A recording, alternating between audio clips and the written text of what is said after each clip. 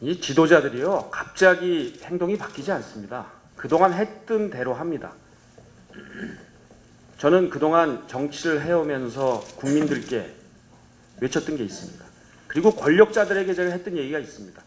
권력 분산해라, 승자 독식하지 마라, 연정해라, 깨어나라, 이런 얘기를 했습니다. 그리고 쓴소리 하는 사람을 참모로 써라, 이런 얘기 했습니다. 제가 도지사가 되면 그 기준을 저한테 그대로 적용하겠습니다. 첫 번째, 제가 도지사가 되면 정무부지사라든지 부지사라든지 특보 이런 정무직에 야당 추천 인사를 받아들이겠습니다. 경기도에서부터 작은 연정을 실시하겠습니다. 그리고 이 권력을 분산하겠습니다. 경기도가 갖고 있는 권한 중에 필요 없는 것 시군으로 내려보내겠습니다. 또 이 도지사가 무한 책임을 져야 합니다. 모든 문제에 책임을 지는 것은 도지사입니다. 그래서 저는 대통령께 요구했던 것을 지사가 되면 그대로 실천하는, 그래서 이 문제가 바로 관폐하를 철폐하는 지름길입니다. 그동안 관료 세계에서 이렇게 저렇게 엮여 있는데 이걸 어떻게 풀겠습니까? 새로운 시대의 리더십은 과거에 이런 인연들을 끊고 새롭게 공직사회의 기강을 잡는 것, 나부터 희생하는 것, 나에게 가장 가혹한 잣대를 들이대는 것이 그 시작이라고 생각합니다. 대권 문제는요, 우리 김문수 지사님께서 대통령 되셨으면 좋겠습니다.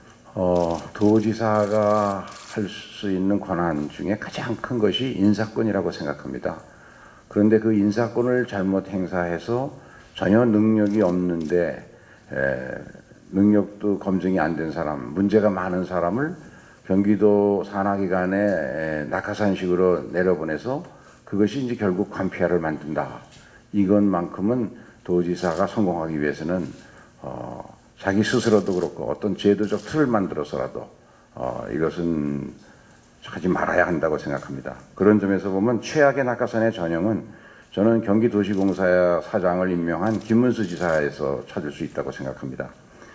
올해 8조 4천억 원의 부채, 매일같이 하루에 6억 원의 이자를 지급해서 1년에 1,800억의 금융이자를 지급하는 경기도시공사에 그동안 사장 어떤 사람이 됐습니까?